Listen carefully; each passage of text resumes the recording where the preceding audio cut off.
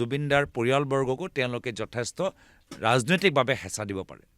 আমি দেখা নাই নেকি কি জুবিনদাৰ মাত্ৰ ন্যায় বিচৰাৰ বাবে ভিক্টৰ দাসক জেললৈ দিলে, অজয় ফুকনক জেললৈ দিলে, দেখা নাই নেকি?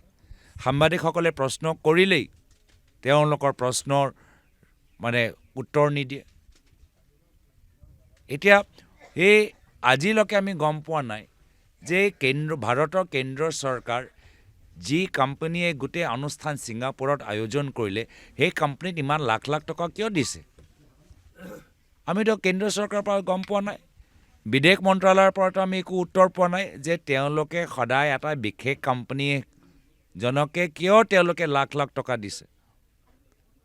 আৰু আমিতো সেই যে আছাম এছ'চিয়েশ্যনত কিছুমান ব্যক্তি আছে যি হিমন্ত বিশ্ব শৰ্মা ডাঙৰীয়াৰ যথেষ্ট ঘনিষ্ঠ, আজি তেওঁলোকৰ ওপৰত ক্লিন চিট।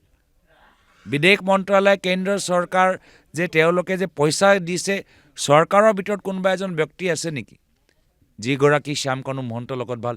তাৰ ওপৰতো কোনো তদন্ত নাই, কোনো কথা নাই।